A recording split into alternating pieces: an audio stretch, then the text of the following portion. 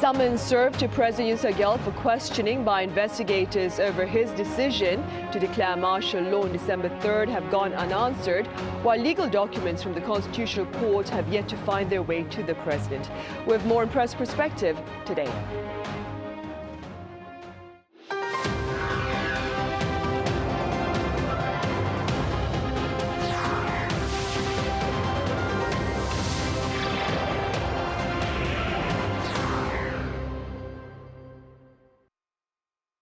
Hello and welcome. You're watching Press Perspective for this Monday, December 23rd here in Seoul. I'm Min Sunhee.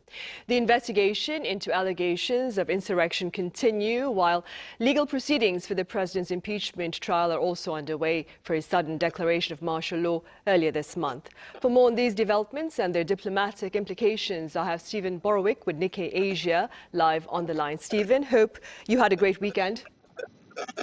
Yes, thank you. Right. I also have Professor Min Jeong-hun at the Korea National Diplomatic Academy joining this session virtually as well. Professor Min, it's always good to have you with us. Yeah, good evening. Yeah, my pleasure always. Right. Stephen, we'll start with you. Let's begin with the latest on the investigation into insurrection charges against the president, as well as, of course, the impeachment trial that he faces. Well, Yoon has been summoned by the Corruption Investigation Office to appear for questioning on 10 a.m. on December 25th, Christmas Day. So far, we don't really have any indication that Yoon has any intention of participating in the investigation from this at this point. He's kind of not really struck any kind of a contrite or remorseful tone. I mean, he did make one kind of public apology about the attendant anxiety and uncertainty that resulted from his declaration of martial law. But it seems as though he's kind of maintaining his position that what he did was reasonable and was kind of within his purview as president.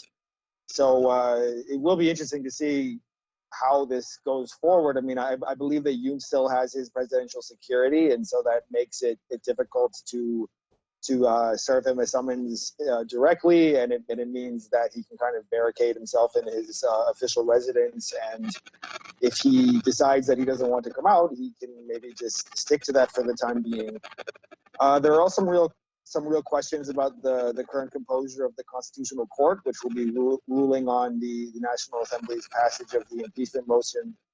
There's currently, I believe, 6 justices on the court, and if the impeachment vote were to go ahead with this current composure, it would mean that the justices would have to rule unanimously in favor of impeaching Yoon for the result to be upheld as valid.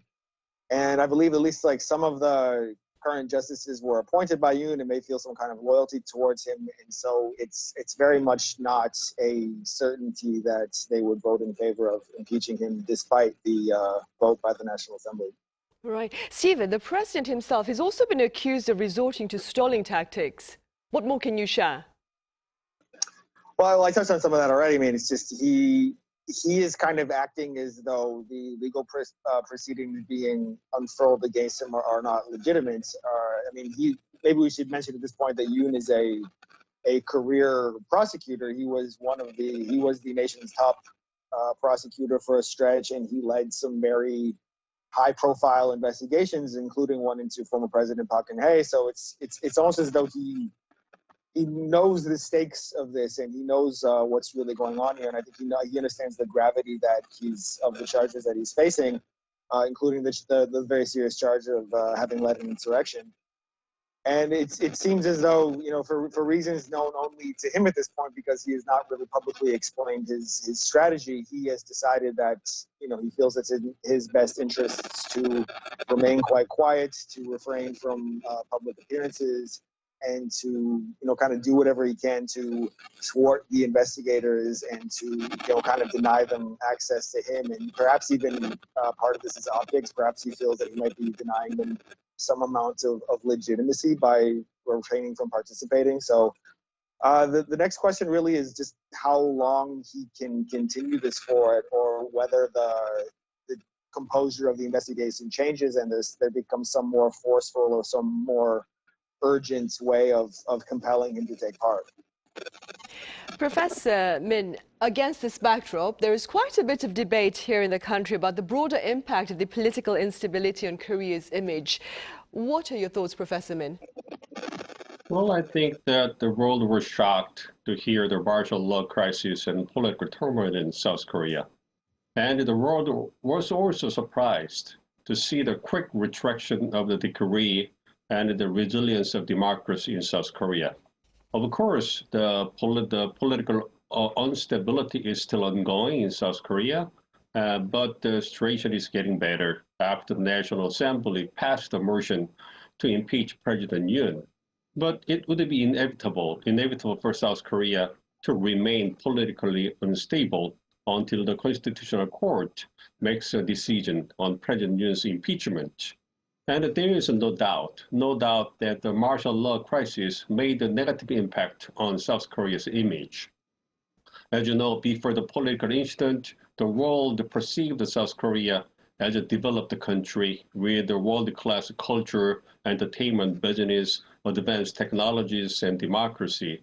And now the world is watching South Korea closely, and they want to know whether South Korea will be able to fully restore its democracy and get back to the normalcy. So I think that after Prime Minister Han Duck-soo has taken over as the acting president, South Korea is trying to normalize everything, including economy and diplomacy. But the political instability will be completely gone when the Constitutional Court makes a final decision about President Yoon's impeachment. So personally, I hope that the court will make the decision as soon as possible and South Korea will get over the political turmoil without any further problems. Right. And speaking about acting President Han Duck-soo, Steven, you covered the acting president's veto of disputed bills unilaterally passed by opposition lawmakers at the parliament. Does such action, Steven, look to perhaps further fan the flames of political strife between the ruling and opposition parties? It certainly could. I mean, it is a kind of illustration of the political rancor that we've seen in the country in recent months, and this kind of a peculiar scenario where we have a legislature that is quite strongly dominated by opposition parties, mainly the main opposition, Democratic Party. But due to South Korea's presidential system, the president retains this authority to veto bills that he decides are not to his liking. And I don't know the exact number off the top of my head, but I believe that Yoon Suk-yeol has used his presidential veto power more than all of the previous South Korean presidents combined. And, you know, we saw with Prime Minister Han Duck-soo taking over, he wasted no time in kind of getting back to this same political practice that Yoon had carried forward.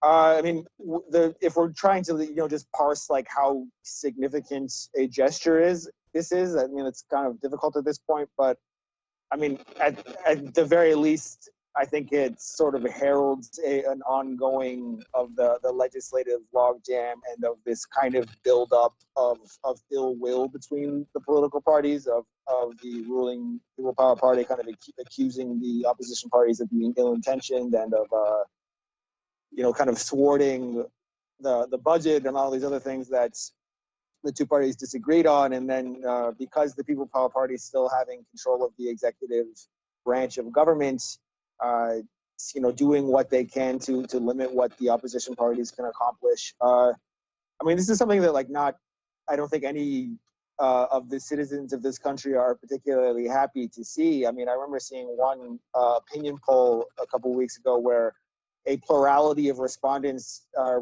said that they thought that political confrontation was kind of the main danger in the country right now. It was sort of the main thing holding back the country from functioning as well as it could. So, I mean, we are in, as Professor Min laid out, we are in this kind of unstable situation right now that will continue until the Constitutional Court is able to render a lasting verdict. But the early signs of Han as the acting leader do indicate that more of this kind of mutual distrust and mutual recrimination are likely to continue. Right then, Professor Min, despite the political standoff here, Deputy Secretary of State Kurt Campbell last week claimed that the Biden administration is considering a high-level engagement with South Korea before its exit from the White House next month. What, Professor Min, would you say is the importance of such interaction? Yes, after the National Assembly passed the motion to impeach President Yoon, South Korea is trying to get over the political turmoil. And regarding diplomacy, I think it's important to show that South Korea is active to communicate with major counterparts. So the communicating with the U.S. Is very important to show that South Korean diplomacy is working back because the ROK-US alliance is the foundation of South Korean diplomacy and security. And what the Biden government fully supports Prime Minister Han's interim role and is considering a high-level engagement with South Korea shows that U.S. recognizes the current South Korean interim government as the legitimate diplomatic counterpart. And such a recognition can also signal to South Korea's other diplomatic counterparts that the political situation of South Korea is all right, and there should be no problem of communicating with the current South Korean interim government. So based on the understanding and support of the Biden government, South Korea needs to show its active communications with other major diplomatic counterparts like Japan and China, as well as broaden and deepen its communications and networks with the incoming Trump government. Right. Stephen, Kurt Campbell, he also highlighted the importance of the Trilateral security partnership for the U.S. regardless of who is in the White House. What exactly did he say, and to what extent is it true, Stephen? He referenced the summit that President Yoon and Biden and former Japanese Prime Minister Kishida held in 2023, and he said that it was an illustration of how this kind of trilateral cooperation is in the interests of all three countries, particularly as it pertains to their security.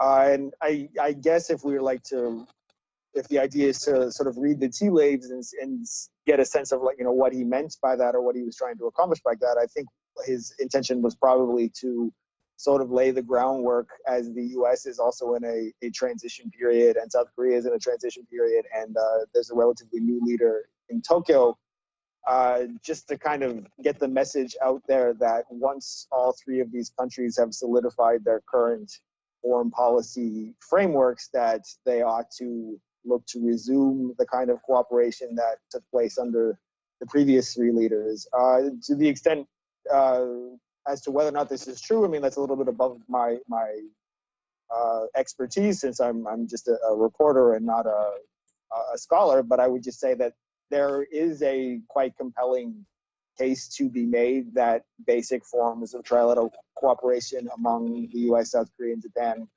are desirable for no other reason than that they all have a shared adversary in North Korea. And when they held the Camp David summit in 2023, they agreed to things like the real-time sharing of missile data, of just being able to observe possible launches by North Korea in the region and be able to communicate with each other and be able to coordinate their responses. I mean, that just strikes me as a kind of basic common sense defense measure that all three of them benefit from, and that can perhaps lay the groundwork for more ambitious or more ongoing and longer term defense practices.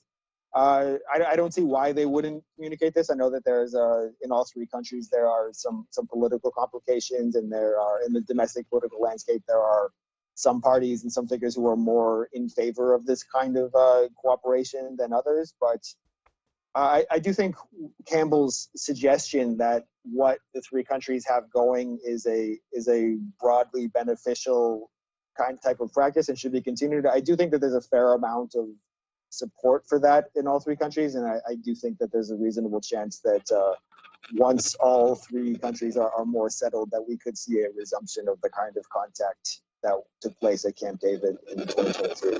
Right, hopefully for the sake of security, of course. Professor Min, I wonder, does the incoming Trump administration's First America policy perhaps look to encourage closer ties between Seoul and Tokyo? And if that is the case, what would be the merits of closer diplomatic ties between the two countries, South Korea and Japan, amid the presence of Mr. Trump back in the White House next year? Well, basically, I think there will be no difference in the strategic importance of South Korea and Japan for the United States under the second Trump government. It's mainly because the upcoming Trump government will also have the goal of tracking the rise of China and securing its national interests in East Asia and Indo-Pacific. So its two regional key allies, South Korea and Japan, will continue to play important roles in achieving the strategic goals of the government in the region. But regarding the trilateral cooperation between South Korea, US, and Japan, I think that diplomatic efforts needed to be made to ensure that the trilateral cooperation will be included in President Trump's key agendas during his second term in office. As you know, during his presidential campaign this year, Trump did not mention much about unilateral or multilateral cooperation, including the trilateral cooperation. In addition, based on the America First foreign policy, the first Trump government preferred bilateral relations over multilateralism and the practical advantages and interests over values and principles. So instead of strengthening cooperation among South Korea, US, and Japan, US under the first Trump government directly pressured China economically and negotiated from a bilateral perspective. Well, of course, considering the necessity and importance of the trilateral cooperation to track the rise of China, such cooperation is likely to be maintained during the second Trump government. But if the trilateral cooperation is not included in President Trump's main agendas, there is a possibility that its progress will slow down under the second Trump government. So I think it's necessary for the trilateral cooperation to more focus on dealing with practical issues like economy, technology, and energy, so that President Trump perceives that the trilateral cooperation can bring tangible or optic political achievements to him. Right. And speaking of Mr. Trump, Stephen, we touched upon this the last time we spoke. One of his diplomatic priorities is, of course, ending Russia's war against Ukraine. Do you, Stephen, envision a quick end to this armed confrontation as he earlier pledged? And if so, at what cost would it come? I certainly don't envision a quick ending, because this war has already been going on for a long time, and there is really a lot at stake here. I mean, as a lot of people have pointed out, the Russia-Ukraine war is about more than the relationships between those two countries. It's about Europe's security. It's about the U.S.'s role in the world. It's about whether or not, as an international community, we are going to just kind of sit quietly as one sovereign state invades another sovereign state and seeks to annex its territory by force.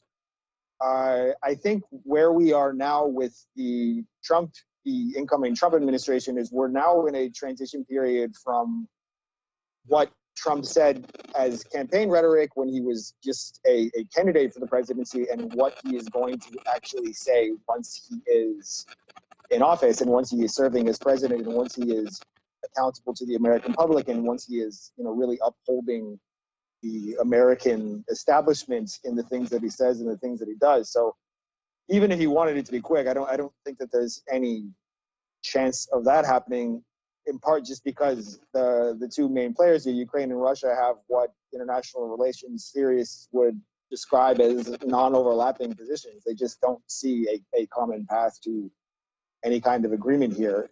So I would say that first as a kind of framework, but as I continue to discuss this, I would have to just reference a very interesting piece that was in the Financial Times yesterday that had a lot of interesting reporting about European officials' interactions with some of the figures who are likely to be part of Trump's foreign affairs teams, and they highlighted a few things. They highlighted some kind of cautious optimism that as Trump's team looks to put together their actual policy, that they're kind of more open to a more nuanced approach to Ukraine. And they have some self-interested reasons for that, in that Trump, when he's in office, he wants to project an image of America being strong. And if America simply walks away from Ukraine and decides that, you know, they can no longer afford to support Ukraine, or that they're no longer interested in this, that they want to have this kind of isolationist inward turn that Trump has talked about,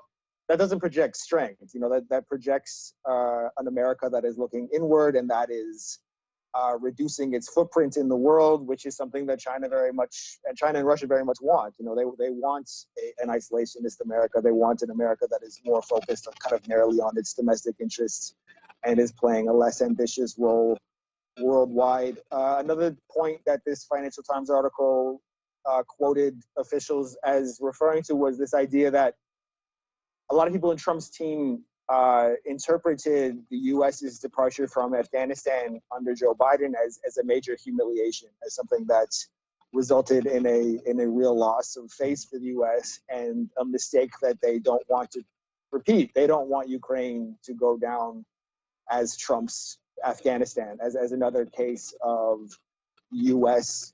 departing from a duty overseas and chaos being the result, and, you know, a deterioration and tyranny being the result of the U.S. having a diminished role. So it's too early to say what exactly Trump will do. I mean, we know that he has some kind of fond feelings for Russia and for Vladimir Putin personally, and more generally for the kind of for dictatorship, for autocracy, for a scenario where a leader can do what they want and not have the kind of checks and balances that leaders in democracies have to deal with.